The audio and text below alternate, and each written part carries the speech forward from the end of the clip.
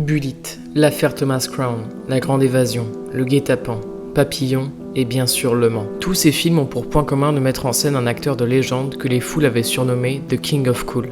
Vous l'aurez deviné, aujourd'hui on va parler de Steve McQueen. On a dit tout et n'importe quoi sur cette légende du cinéma, mais aujourd'hui intéressons-nous à quelque chose d'un peu différent. Les montres que Steve a portées dans ses films. Steve étant un perfectionniste de l'extrême, il est intéressant de le découvrir à travers les accessoires qu'il a donnés à ses personnages, et ainsi quels liens ils ont avec leur histoire personnelle. Juste avant que la vidéo ne commence, je vous invite à la liker si elle vous plaît, et à vous abonner pour ne rater aucune des prochaines vidéos. Je remercie énormément les personnes qui le feront, et on est parti. Second film de guerre avec McQueen, The War Lover, ou en français L'homme qui aimait la guerre, sort en salle en 1962. Il raconte l'histoire tirée d'un livre éponyme sorti 4 ans plus tôt. Dans ce film, Steve y campe le personnage de Buzz Rickson, un talentueux mais insupportable pilote de la RAF, vivant uniquement à travers ses exploits. Le film a été entièrement tourné en Angleterre, et par conséquent, on a le droit à une petite anecdote de tournage. McQueen, amoureux de la course automobile depuis toujours, se serait inscrit à une petite course au circuit de Brands Hatch. Malheureusement, il aurait eu un accident pendant la course, accident lui abîmant le bas du visage. Problème, toutes les scènes face caméra n'avaient pas encore été tournées.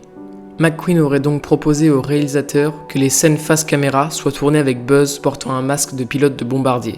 Pour ce qui est des montres, dans ce film, Steve porte un chronographe Enhardt Flyback 417. Montre qu'il conservera après le tournage puisqu'il la portera chez lui à Los Angeles lors d'un shooting photo avec John Dominis, célèbre photographe de guerre, mais surtout lors des ISDT de 1964. Disputé dans une Allemagne de l'Est communiste, McQueen sera sélectionné par l'équipe des États-Unis, dont il sera d'ailleurs le porte-drapeau. Le fait qu'il porte la Enhardt lors des ISDT d'Allemagne n'est pas anodin. En effet, lors de la Seconde Guerre mondiale, Enhardt était la marque de montre allemande par excellence. Petit clin d'œil fait à ce pays de la part de McQueen. Et on notera quand même que le film fait une erreur en proposant une flyback au poignet de Buzz. En effet, la flyback est sortie après-guerre. Toutefois, des Enhardt ont bel et bien circulé pendant la Seconde Guerre mondiale, mais cette fois-ci avec des boutons poussoirs rouges. À ce propos, la légende voudrait que ce soit les femmes des pilotes qui les auraient peints au vernis à ongles rouges, pour d'une certaine manière rester en contact avec eux, où qu'ils aillent. D'ailleurs, c'est assez étrange que le personnage de Buzz porte une montre allemande alors qu'il est pilote dans la Royal Air Force. Peut-être est-ce une autre erreur du film, ou alors est-ce que la Enhardt est présente pour sous-entendre que Buzz l'a prise d'une de ses nombreuses victoires contre les pilotes allemands. Après plus de 50 ans d'absence, la flyback est revenue il y a 2 ans, avec une publicité centrée autour de McQueen. Preuve de l'influence qu'il a encore aujourd'hui. Premier énorme succès de McQueen, La Grande Évasion, réalisé par John Sturges, sort en salle en 1963 et raconte l'histoire vraie de Virgil Hilts, prisonnier de guerre qui va participer à une évasion massive. Et bien sûr, je ne vous apprends rien si je vous dis que le film est mondialement connu pour cette scène mythique.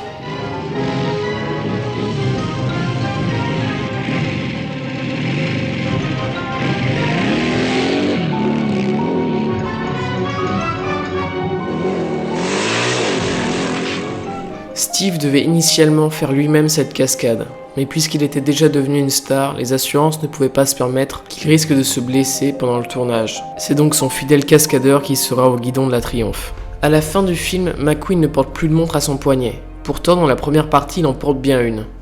Et pas n'importe quelle montre, une Rolex Speed King montée sur un bracelet en cuir. D'ailleurs, la Speed King aurait été nommée en hommage à Sir Malcolm Campbell, un chasseur de records sur terre et sur mer, admirateur de la marque à la couronne.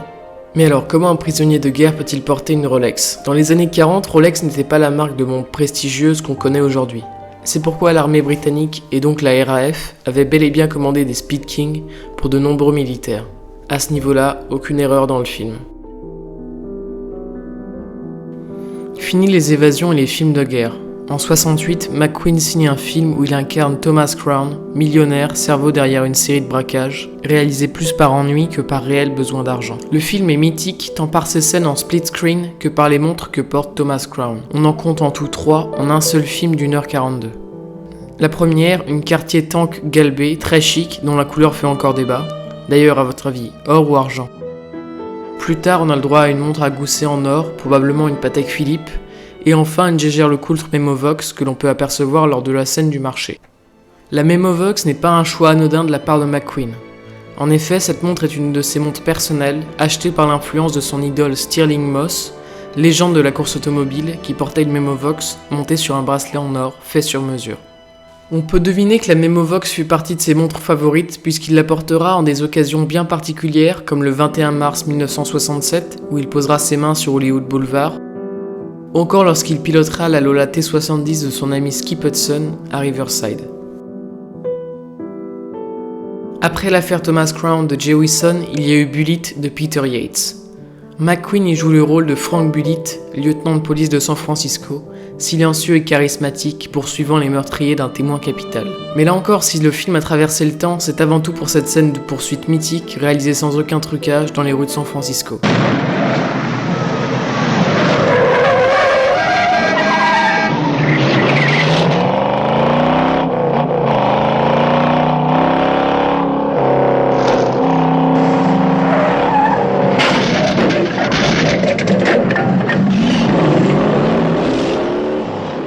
Les meurtriers au volant d'une Charger, Bullitt et sa mythique Ford Mustang, plusieurs jours de tournage, mais tout est vrai.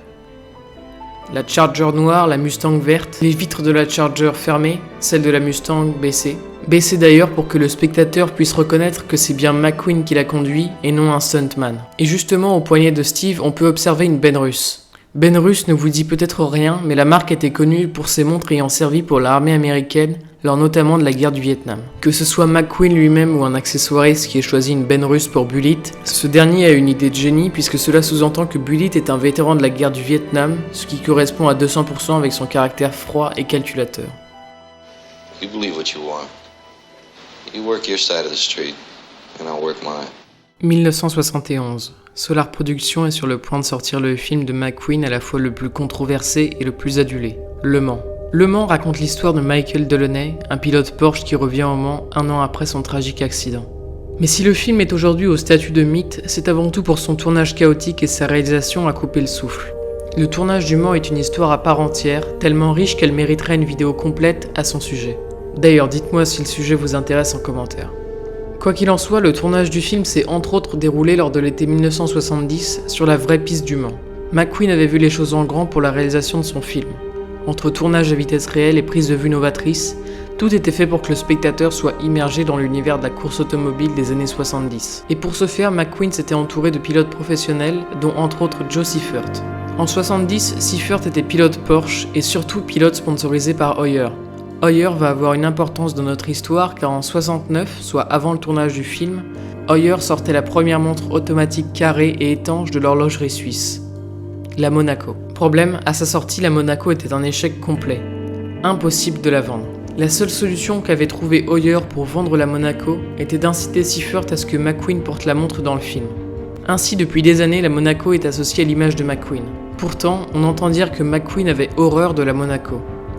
En témoigne le fait que sur le tournage, lorsqu'il n'était plus Michael Delaunay mais Steve, il reprenait sa Rolex Submariner. D'ailleurs, dans l'intro du film, on remarquera que Michael Delaunay ne porte pas la Monaco, mais bien une Rolex Submariner. Et ce n'est seulement lorsqu'il enfile sa combinaison Gulf qu'il porte la Heuer, comme un sponsor qu'il est contraint de porter. Et ce n'est pas la dernière fois que cette Rolex apparaîtra à l'écran, puisqu'on la retrouvera également dans La Tour Infernale, ou encore dans Le Chasseur. Notre dernier film est le chef-d'œuvre de Sam Peckinpah, Le Guet-apens. Dans ce film, McQueen incarne Doc, prisonnier suite à un braquage et miraculeusement libéré pour réaliser un dernier coup. C'est sur le tournage du Guet-apens que McQueen fera la rencontre de sa seconde épouse, Alice, dit Ali McGraw. Là encore, les accessoires correspondent entièrement au personnage. McGraw porte un bracelet Cartier et une montre d'homme, apparemment une Caravelle. Quant à McQueen, il porte une mystérieuse montre qui n'a pas fini de faire débat. Il s'agirait d'une Gruen, mais impossible de retrouver le modèle exact. Et finalement, est-ce que ce ne serait pas mieux comme ça ? Qu'il demeure après tant d'années des mystères pour alimenter la légende, comme cette Rolex Explorer surnommée McQueen bien qu'il ne l'ait jamais portée, ou encore cet hommage à la fin de Once Upon a Time in Hollywood de Tarantino, où on aperçoit la Porsche du Mans garée à la maison de Sharon Tate. Assez intriguant sachant que McQueen avait refusé son invitation à cette tristement célèbre soirée.